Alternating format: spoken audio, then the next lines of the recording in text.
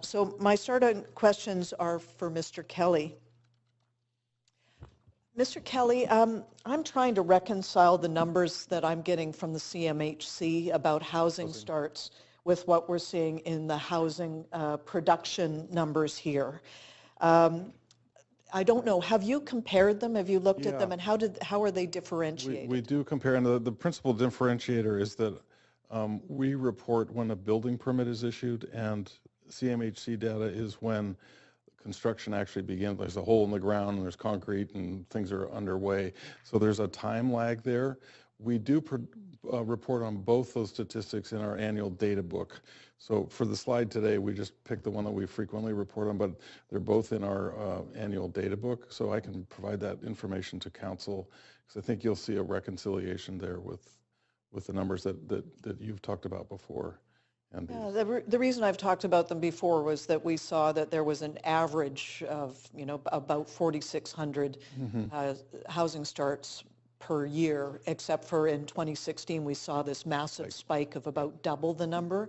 Right. And I don't see that reflected here. And so I'm trying to wrap my head around that. Can you help me? Well, I think there was a spike in rezoning approvals in 2016, and I think what we're showing you here are building permit data. So once they're out the other end of the process and fully permitted. So again, there's often that lag time between the two approvals.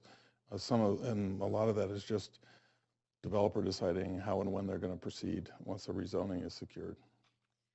Well, I think we've seen some significant changes and slowdown in demand in the real estate industry and rising interest rates and things that are bound to have an effect on the... Yeah, we're definitely tracking that. We haven't seen much of a slowdown until the last part of the last calendar year, and now we're beginning to see the market conditions that you're referring to, and we're tracking that. We're in active discussions with the development community about what they're feeling and how they're approaching this kind of new market phenomenon right now. And I don't want to go on and take the rest of your time, but I think market rental remains a very strong demand, and I think we're seeing response to that. I think on the strata side, it's a softened market.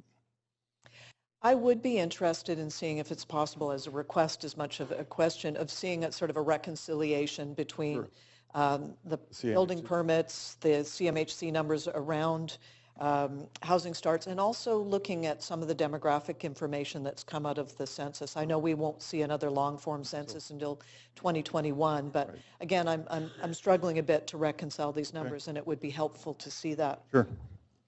My second question is on the subject of office space. Have you analyzed which sectors are anticipated to go into the office space that's being created?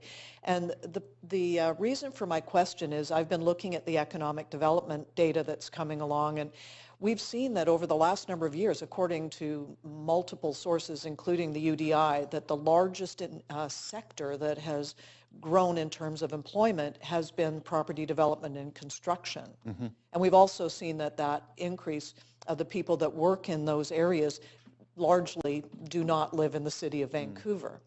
So I'm curious, as you're looking at emphasizing the need for new office construction, which industries you see growing into those buildings? Yeah. So again, a lot of that phenomenon you're describing in terms of pure construction has been for the residential market, and the office market tends to not develop until there's a known tenant for a majority of the space. And so what we're seeing there, early indications, and we'll be doing this as part of our employment land study work to disaggregate the numbers we're seeing, a lot of demand in the high-tech sector coming to Vancouver, and to some extent in the sort of creative sectors, whether that's film or digital work.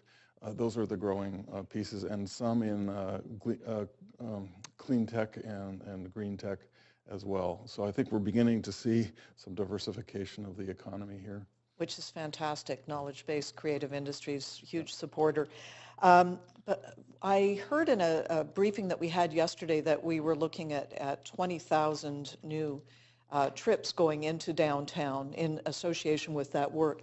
Do we have a sense of how many people are living downtown where we have the greatest density, and the relationship between that housing density to the new office and commercial opportunities that are being built? I'm sorry, I'm just gonna have to end it there. We'll have to keep that one.